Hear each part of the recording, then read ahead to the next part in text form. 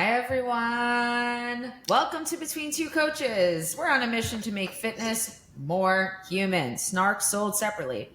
I'm Coach Amanda, as always, and I am accompanied by, I'm accompanied by Olipop. Oh, sorry, I didn't see you there. I was just opening my Olipop. Hi, everybody. Thanks for joining us. This is episode 6. We have a fantastic episode for us. We're going to talk about how And we hopefully met. for you. Well, hopefully for everyone, but probably just me. Sure. We're going to talk about how we met again for the second time. We're going to give out some listener love, answer some of your questions, air some grievances, and talk about disconnecting from numbers in the fitness world. We're going to do all of that today. It's going to be a big episode. Big energy. So we met on Saturday morning at promptly 8:34 a.m. because Nicholas was like, well, this is the time we have to meet. So get up, Amanda. I did have some family obligations. Nevertheless, we got together at 8:34 a.m. and we hung out with several incredible runners. The 75% were Nick's athletes. So true. And one co-host and one Train Smart, Run Strong, badass physical therapist, Winnie. Yeah. So it was fun. We got to meet. We exchanged hugs. We did tons of content. All of us had our phones out because that's what you do when you get together with a lot of people. We ran in Central Park. I got to run up what is called Cat Hill, and I saw a cat. And then Harlem Hill, which is another hill. So that was fun. We Tell did me running. He's from New York without telling me he's from New York. He's not from New York. So we did some running. That was super cool. We got some Starbucks, right? Some of us. Yeah, you did. You did. I'm not, as y'all have learned if you've been listening, I'm a really simple girl. I just buy some blonde roast coffee from Trader Joe's, throw it in the Mr. Coffee maker, call it a day. But the girlies were girlying and got their green matcha. Is it lavender cream green oat milk matcha? It's the greatest drink ever created. I don't really understand it. Oh, you just heard the noise of my email. Breaking news. It's going away. Breaking news. I got an email. Oh, okay. Ignore. Oh, I thought you were going to read it. Hopefully it's not any of you listening to this. I felt like that was a very nice conclusion to our long run. I did not actually have my phone out the whole time because although it was peak week. The long run was very accessible, I will say that. I would say a variety of paces were welcomed, but my pace is generally a little easier. So I was like, okay, I have to keep up with the fast kids. So I tried to keep the phone in the spy belt just to remove any extra energy I might have to expend. But lucky for me, Nick was on content creation for our multi-hour long run. Yeah, captured it all the moments, and it was lovely. No, but it was great to meet you again. It was great to spend some time together. It was great to see some friends. I have rarely ran in New York City. I've tried to, even though I lived in New Jersey for 28 years, I rarely went to New York City to run. I've never run the marathon. I was supposed to run New York City half in 2020. I got canceled. So running in New York City is a fun experience for me. I was up to see some family in New Jersey for some family events and made it work by coming up to Jersey City and grabbing Vicky and Ubering up to New York City and then having a fun run with you guys. It was so grand. I loved it. Yeah, it was the best. We shared this both individually on our social media, but that right there is what it's all about. You It's the know, memories. the social component, the community, just taking in your environment, having good conversation, and letting your movement routine be a joyful practice. That's what running is. So I truly enjoyed it. Yeah, it's about, at the end of the day, when you look back on your running journey, are you going, you'll probably remember your times. You'll tell someone, they won't understand what they mean.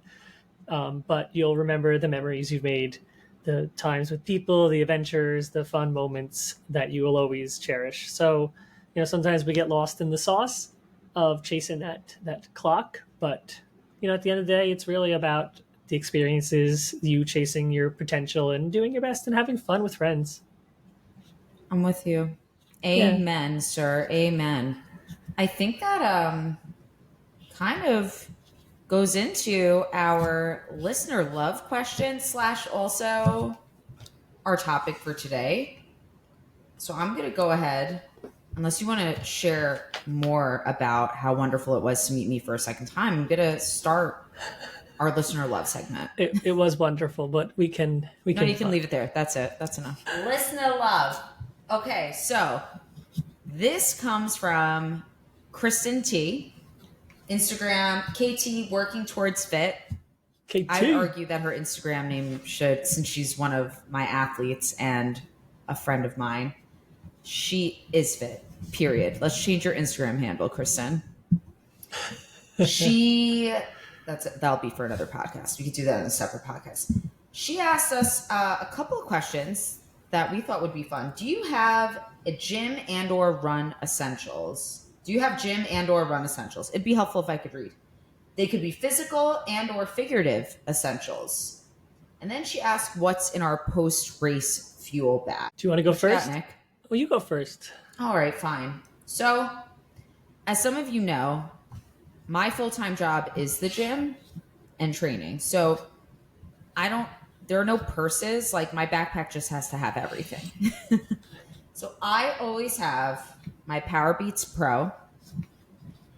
Those are headphones. Yep. I always have, at a minimum, 3 bottles. One of the bottles has carbs. The other one has protein and carbs. And the other one is an ad hoc bottle to make sure I have fluids and electrolytes. And I also carry my spy belt and sunglasses, Gooders. Love my Gooders. Love those Gooders. Lip balm, because I'm a little bit excessive about applying lip balm to myself. Whether or not it's actually, if I'm just creating more of a problem, continuing to moisturize or not, TBD, going 20 years strong on that. And sunscreen. Oh, good call. Sunscreen. I found Trader Joe's makes I guess what the kids would call a dupe of Supergoop. Oh. And it is applied, feels amazing. It's not oily. It doesn't run in my eyes. And always have it in the bag. Why should I go to the post-race fuel bag? Okay. I give my dad an insulated lunch bag, and it has a big old yellow Gatorade in it. A can of, I like the Slate protein if I don't put a blender bottle of protein powder in. And I have another bottle that has LMNT in it, which is an electrolyte. And I still need some more carbs. So either a Bobo's peanut butter and jelly sandwich, or if it's not too hot out, Trader Joe's milk chocolate covered pretzels. And I'll just throw the whole bag. Those are in the good. lunch bag. That's a good list. I like it. Thank you. I'm anything but or nothing but consistent. Yeah. Let's see. So for a long time ago, I created a backpack that carries all my essentials, right? And so in it, if I'm going somewhere for a run, in it is towel, a change of clothes always, a change of shoes. I sometimes don't want to wear the shoes I did my run in, and then in the other pouch is list of accessories that I might need for any weather conditions. So a light rain jacket. I have arm sleeves, like those compression sleeves. I have compression socks in there. I have hats. I have like gaiters, those things that go over your shoes in case you do a trail run to kind of keep the rocks out. I don't really trail run, but it's in there. I have a headband, like more hats, like a bunch of hats, like other like shirts, long sleeve shirts, throwaway shirts in case I have any throwaway shirt. And when I use it, I replenish it. This is my bag that goes to all my races, all my runs. It just travels with me. And then in the front compartment is gels. There's always extra gels in case I forget one or I need an extra one. I have in Band-Aids. I have in I use squirrel nut butter, but some people use Body Glide. But some sort of product to help me not chafe, because I'm definitely going to chafe. I have a And then grievance with chafing, by the way, so I'm with you on that. yeah, I think that's my bag. And then I have some clothespins. Always 4 clothespins in there in case like I get to a race and I drop one or I need an extra one, to put my bib on, because it's 2024 and we still put clothespins to our clothes to put a bib on, which is ridiculous. And then post run fuel bag. So depending where it is, if I'm local, I will always bring my post run choice of drink is like a scratch horchata with a little bit of like any kind of protein powder in it mixed up. Usually if it's depending on the season, if it's winter, I'll use like some sort of almond milk or maybe even real milk for the protein. If it's summer, I will absolutely not use milk and I'll use water because I do not want to deal with that in my car. I'll always bring in electrolytes, liquid IV, LMNT, depending on the seasons, scratch sometimes. I'll have a bottle of that. I'll have a bottle of water because sometimes I over electrolyte myself and you just want some water because it's better for you. And then I'll have some kind of snack, banana, a bar of some sort. And yeah, so if that's post run or even a post race, if I'm somewhere for a race that's not my house, like I'll just buy some stuff at the store to carry with me, and then really just probably drink the post race beers to recover. No, I didn't hear Olipop mentioned one time. They can't. That's like carbonated, so like it'll get like shooken up and it'll explode on me. I can't deal with that. Well, that's something to think about. Yeah, That I didn't think about. Good thing you thought about. I always think. I know. That's one of the things I like about you. You always use your brain. That was a great list. Yeah, very thorough. Very thorough. It was a great question. Thank you, Kristen T. Kristen T, you a real one. Coming in with a good one. So Amanda, I got issues. I saw you had some interactions with nature yesterday. Too much nature. This is why you live in New York. You don't have to deal with nature. I know. Not even. I mean, not even like I'm not side. I'm like, like 3 miles from the Baltimore city limits. Like I'm not really in the country or anything. But so I came home Sunday night, and my neighbor has put a little koi pond, a little pond in his backyard, and it's lovely. We love the running water. It's so great. He's got some fish in there. It started raining a lot recently, and it rained a lot this weekend in Maryland. And I guess there's frogs near, and they have made their way to his pond. And they are laying lots of eggs. He said there's hundreds of, if not thousands of tadpoles in his water. The frogs love to be nocturnal, so they love to just, at night just make noises. I don't know if they're mating noises or just annoy Nick noises, but they are loud. And they are very close to my house, and I can hear them all. And I am one of those baby sleepers who like can't have a sound. Like this is the same way I have to read. If I read a book, like no one can make a noise. I just need complete and utter silence. Same way when I sleep, like I just need regular silence. Snoring will drive me crazy. All those things. I can snore, but the person with me cannot. And so having some issues, having some frog related fatigue. That's FRF for anyone following along at home. And it is nonstop, and the frogs just come back. And I feel like in a couple months, we've started a neighborhood frog watch with my neighbors. I feel like we're going to have a battle of us versus the frogs. And it's going to be scary because I think we'll lose. Okay. Thank you for sharing. So before the pond was put into your neighbor's backyard, was this a risk that your neighbor took into account? Think so. Like I as I go outside, I've never really all until this pond was built like last fall. I never really heard any frogs. My neighbors, like a couple houses down, say they might hear them eventually, but like not super loud. But spring supposedly is like frog mating season, so this is the first time we'd see them, and they have found his pond, and it is quite annoying, and I do not like it one bit. I have one more question about Oh, this. good. What was Why does one want to add a pond to their backyard? I'm somebody who exists on concrete. I'm very confused why one would build a pond aside from like why would you not just purchase, an inflatable kiddie pool, for example? Well, they don't have any kids. I don't really know. I feel like it's just their little. That seems like a non-issue though. Yeah, yeah. I don't know. It looked. We all looked at it and we're like, that looks lovely. You have some fish in there, and the kids always run down and check it out. But I seem to be the only one bothered by this too. So it's really a me issue. But I am preparing for the infestation of frogs. Yeah. All So right. Well, we're thinking of you, and as effective as they are, we're sending you thoughts and prayers. thank you. And that's that bullshit for sure. I guess so. Yeah, that's that bullshit. That's your bullshit. That's my bullshit. I'm here for that. Okay, we needed a grievance that felt light today. Yeah. And at least on my end, it felt light. I mean, it seems like you're carrying a heavy load. But If you have any frog related tips, please send them to us to help me get ready to get rid of them. yes, and by us he means him. Just send them directly to him. I don't need to. I don't need more problems in my Amanda life. will send them to me if you send to her. I'll So forward them. I'll forward.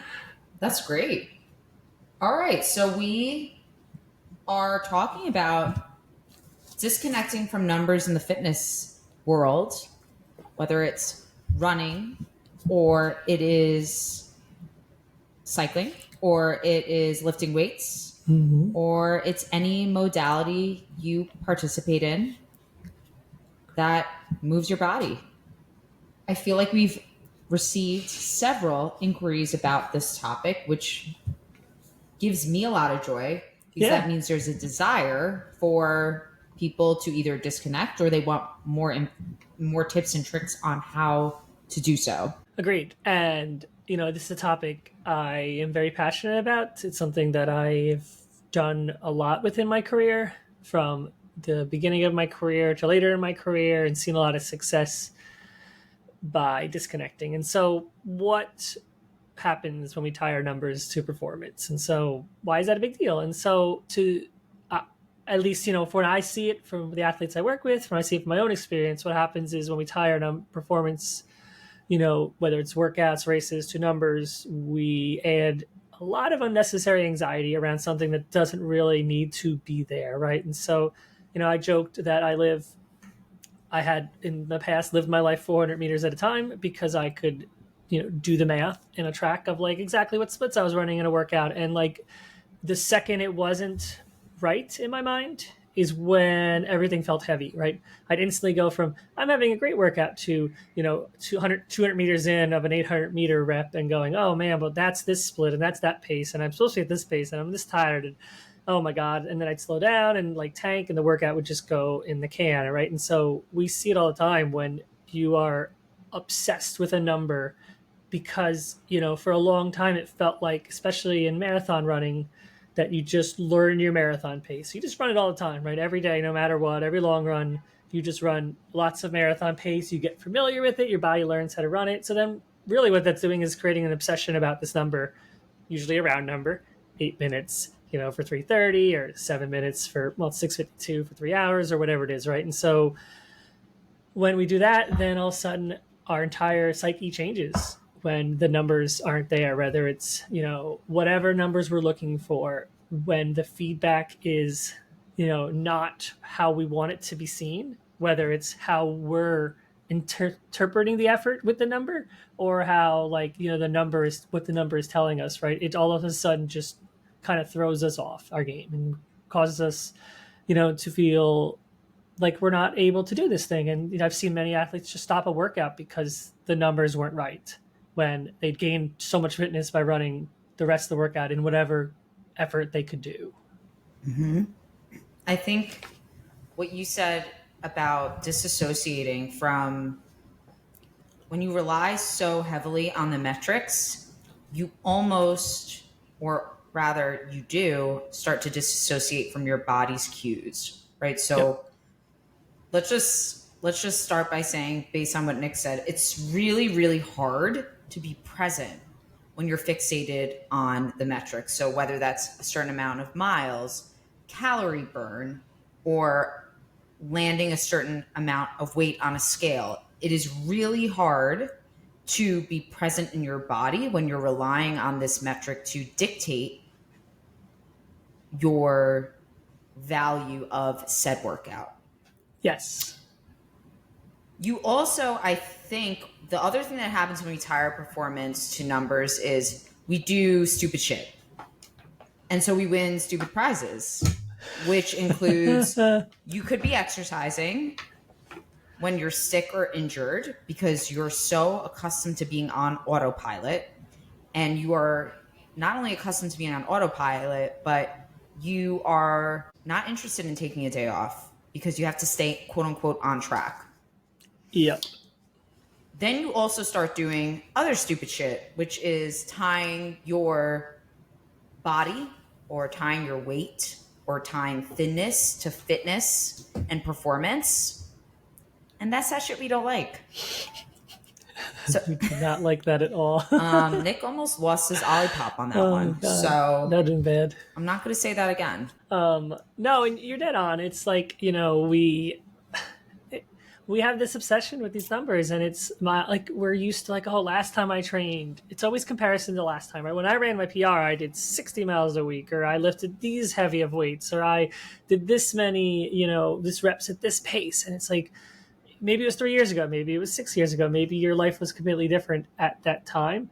We don't care because the number is the number, right? We're not listening to anything about our life or our body. We're just focused on some apples to orange comparison of when I was 27, I would do this, and now I'm 42 and I need to do that again to run that. No, that's not how any of this works.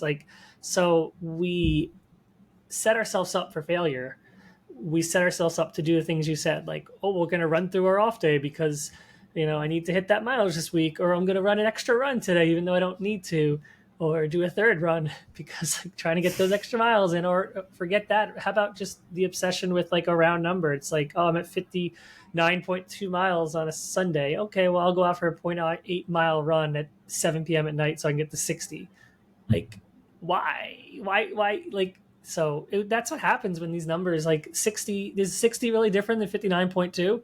Yes, that if that's the difference on how you run your PR, then fitness and everything we know about it is a lie. It is so interesting to me how quickly you can spiral into that place of reliance on the numbers. It starts small.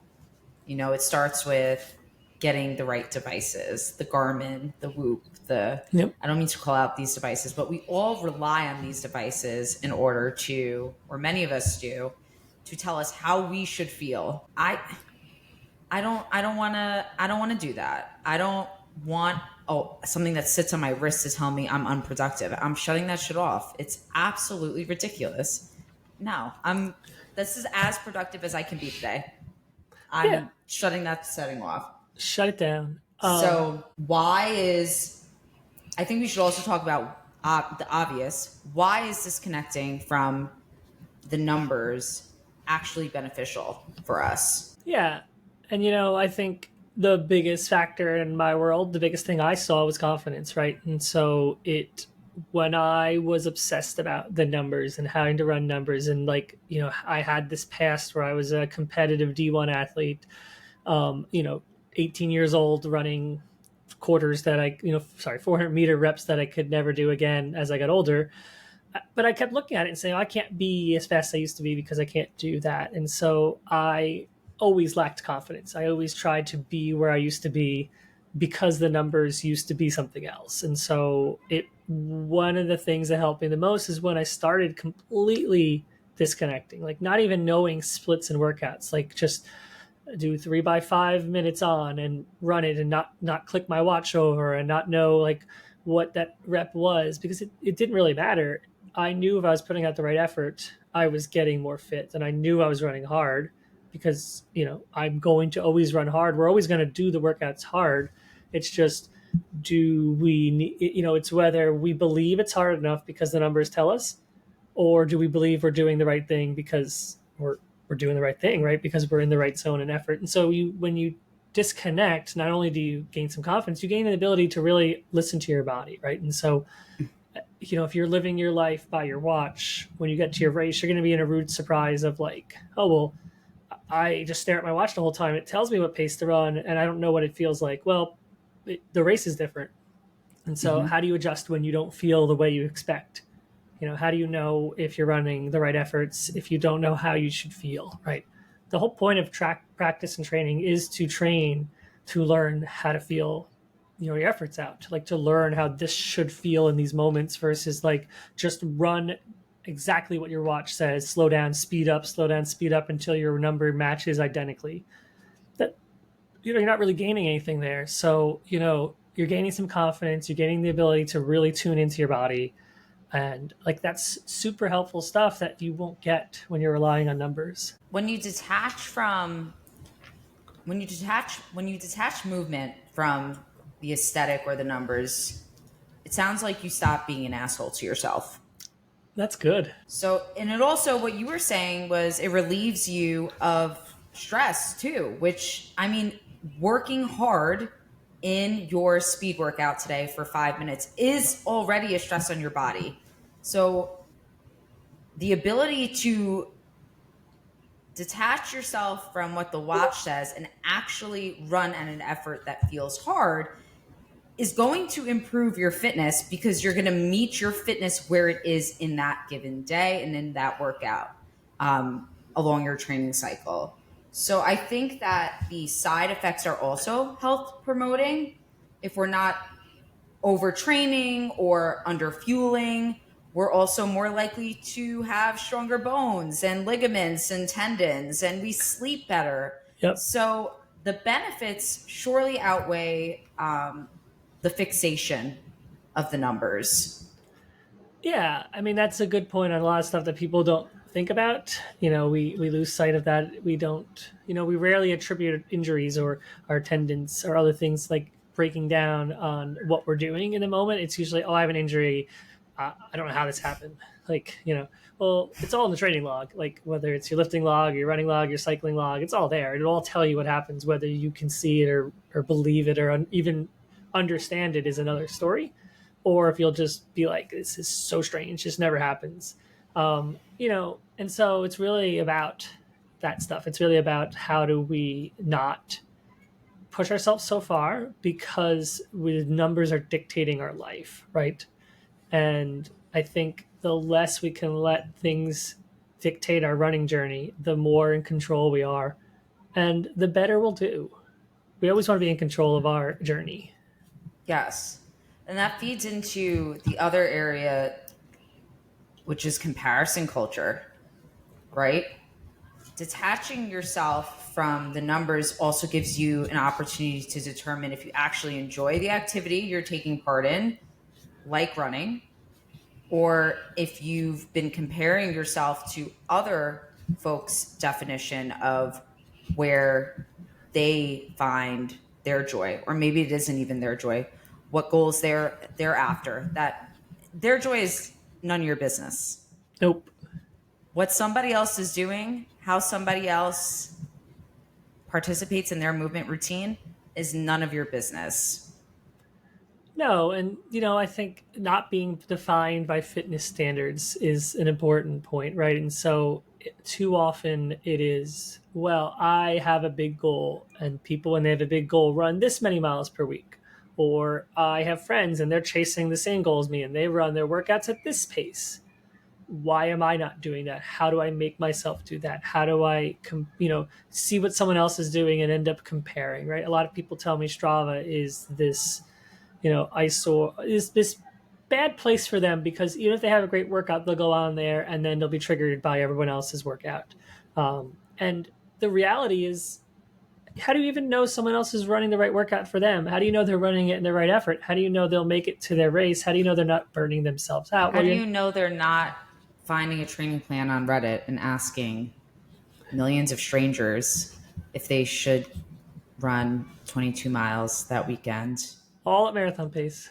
all at marathon pace? Yeah. Do I need to take a rest day? Um, I was told I have a stress fracture. Just got to do a little testy all test 10 of my run to see toes. if it's okay. Yeah, just maybe do the hop test. It only hurts on one leg, so I'm fine. I'll just run on the other leg more often. No, and so like sometimes we have these standards in the fitness industry too that like define your, but we make it's not real, but like that we make some definition of your worth, right? Like, in the running community, whether it's running sub these round numbers, sub 4 hours, sub 3 hours, running a BQ, right? All these standards that like we feel, and some part is the community itself holding people almost hostage, gatekeeping people from being, you can't be a coach unless you have hit these standards. If you're not good enough unless you've run these fitness standards.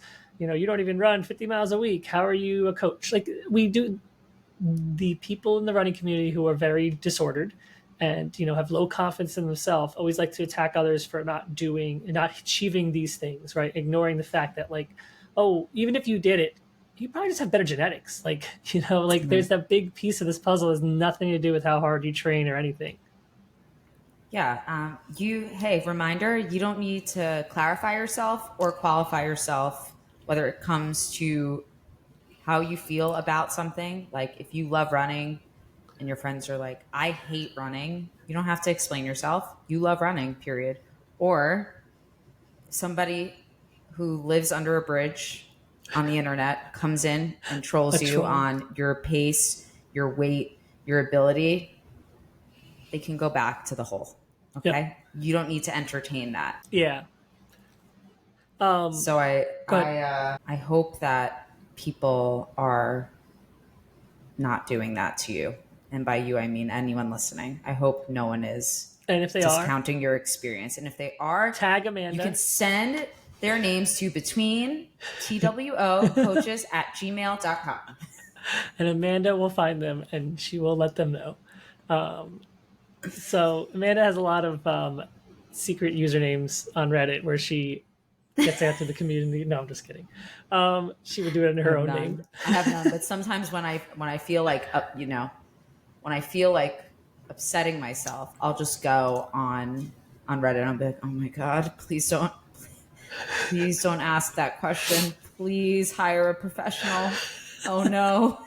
I hope someone tells them. And then sure as shit, someone does. And I'm like, thank you for doing the community service because I, for one, could not. Yeah.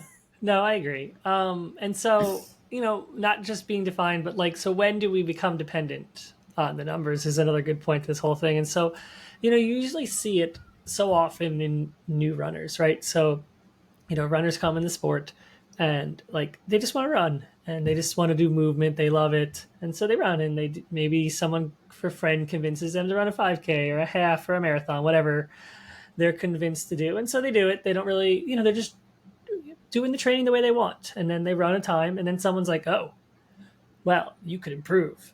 And if you did this or this, right? People maybe not being rude, but just like offering friendly advice, maybe unsolicited advice, whatever it is, right? And so, but like so often I see when people start, it's like, well, I want to improve, so I have to get serious about these numbers. I have to go, air quotes, all in, and I have to get real serious about everything here. I have to hit these splits. I have to run this many miles per week, right? And so, because they, we don't know, right? And you see lots of influencers and you see lots of people doing lots of miles with very different lives than, you who maybe is coming in and you have a very busy life or you have, your kids and stuff like that, and you're just trying to juggle even just participating in the sport. So the next step for a lot of people's improvement is really, really diving into the numbers as the only way to improve. Okay, the first time I did it, I didn't really even think about it. This time I'm going to get serious. So Or the training, like yes, they're really focusing on the training. Like doing more is better.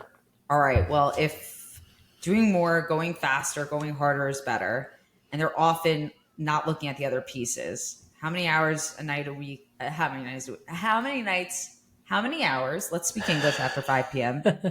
Eastern Standard Time. How many hours a night am I sleeping? Am I taking rest days? Am I eating enough to support my training? it's the No, big those one. things aren't sexy, but continuing to run at faster and faster paces in every quote unquote easy effort run, that's a win.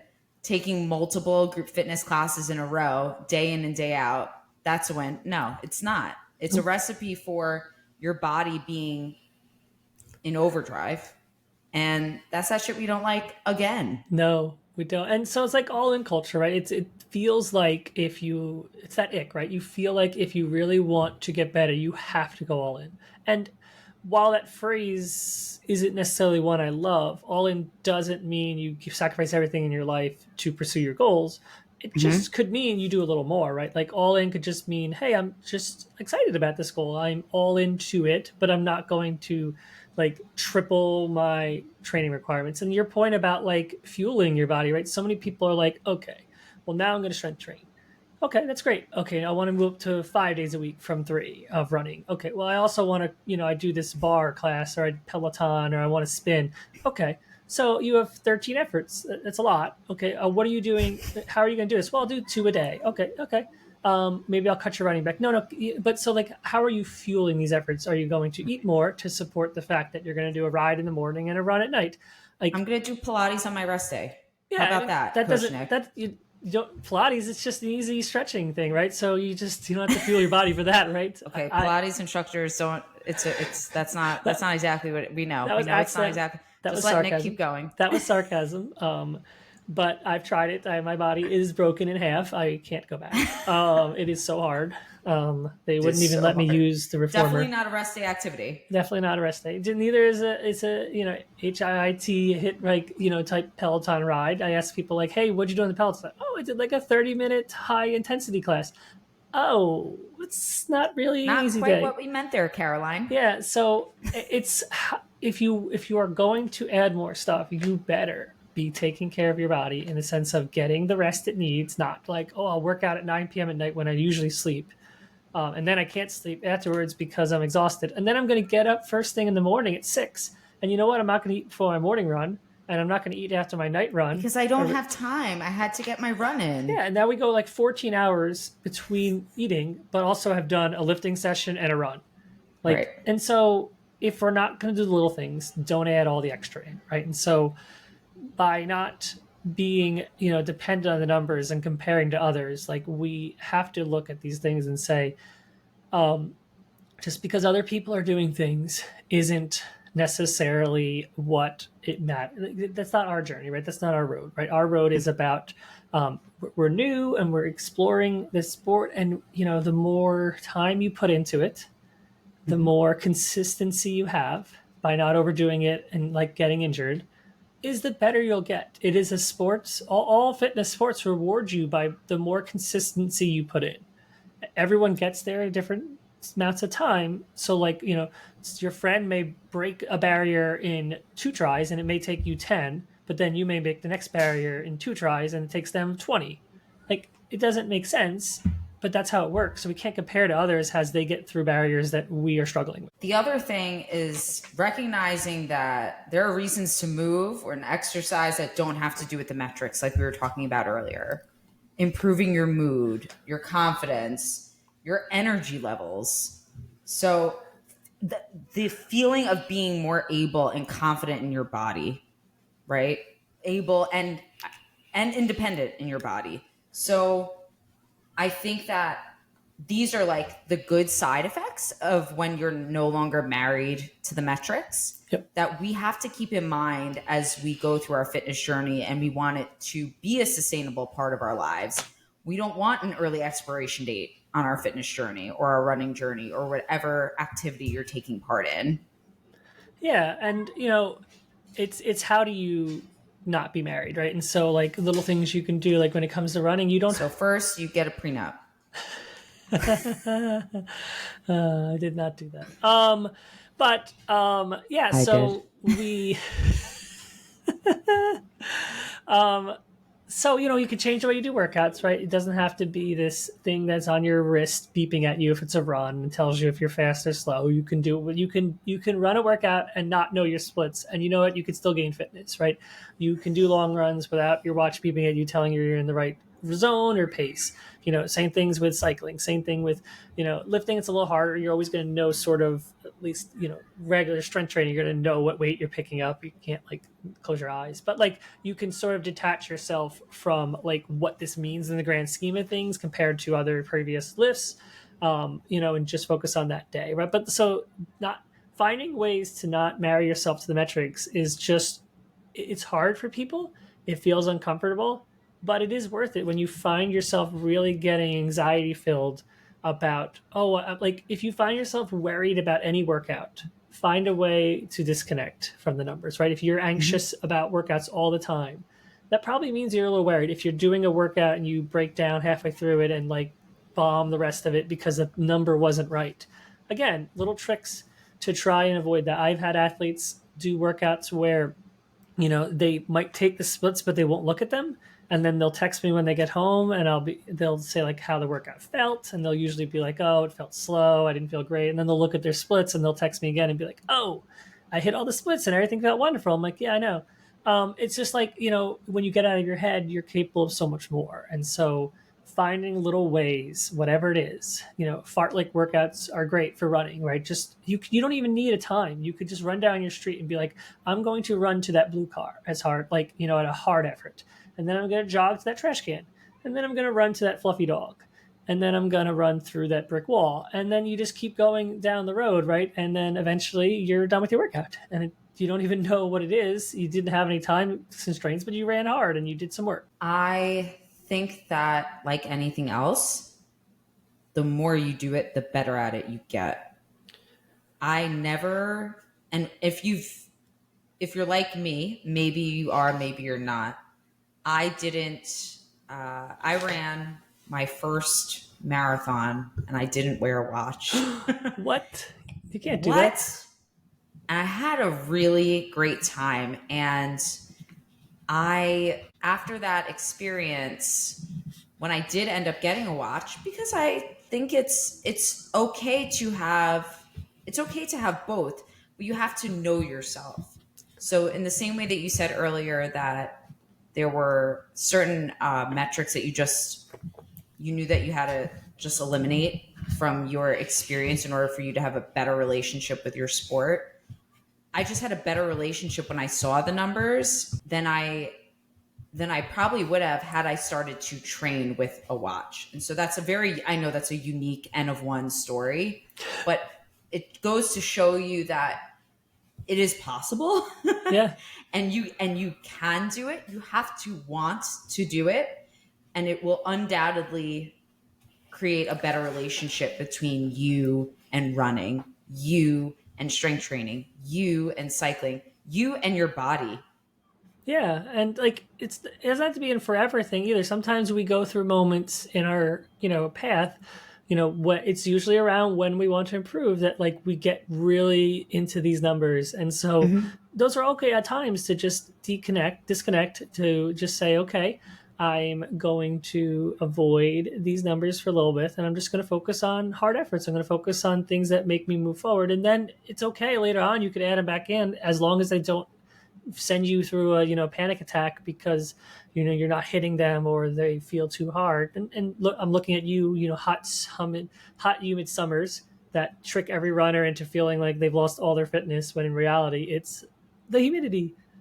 Yes. And if you haven't listened to that episode, Nick and I were on Elizabeth Scott, aka Queen Running Explains podcast where we spoke about racing in an increasing and running in an increasing warm world. But I think that the tips and tricks we gave there apply to anyone, whether they're running in the heat or not, can be applied to you. So I just wanted to insert that here. Yeah, good insertion. I like it. Not the good insertion. I wish you would have inserted the Olipop in your mouth when you said that instead. I think the other way to not be married to the metrics is to make it social, kind of like what we did this past weekend, and make it fun. Yeah. And maybe run based on time. Hey guys, we got an hour together. Let's run and have a great conversation. The other way I know as a group fitness instructor is to participate in group fitness. Participate in a community-based fitness experience that will allow you to take your eyes off your watch and just be a part of the community. So, but like anything else, you got to be selective with these things. And some classes, some run clubs, some are more aggressive when it comes to their numbers and metrics focus. And that's okay. Do them. Do you. You mind your business and you find a group, a squad that is there to make your experience more enjoyable. Yeah, strength in numbers, right? The community around you can sometimes help you get away from it too. Like, our run, and I don't think anyone even looked at their watch really or knew what pace we were running. I still don't know. Actually, I don't even know what pace we ran. I never looked. But I ran 10 miles. It's the only thing I know about. It was actually 10.17. Random thing to remember. But no, so yeah, it was just like, that's easy ways to just feel more comfortable with training, right? It doesn't always have to be this stress-inducing, anxiety-inducing thing. Like a run with friends is also good for your fitness too sometimes. And if it helps you feel better and more confident about your running, because at the end of the day, you are going to run a race and you are going to run to the capability you believe in, right? It's really hard. If you believe you aren't fit because the numbers didn't tell you are, you're probably going to run to whatever you believe you're capable of. Mm-hmm. And so finding confidence without the numbers being the deciding factor really helps you feel stronger and more capable in your harder efforts in your races and your big competitions. I think that is something that, and it's not quick. So that's the other thing. If tomorrow you decide, hey, I just listened, the day is Friday, and today I'm going to go out for my run and I'm not going to bring a watch, or I'm going to go into my strength workout and I'm not going to start my Apple Watch when the workout starts. You got to continue to put it into practice like anything else. Anytime you are in a training session, especially at first, and again, know yourself. How much are you relying on these numbers to dictate how valuable your fitness is? I couldn't have said it better myself. You probably could.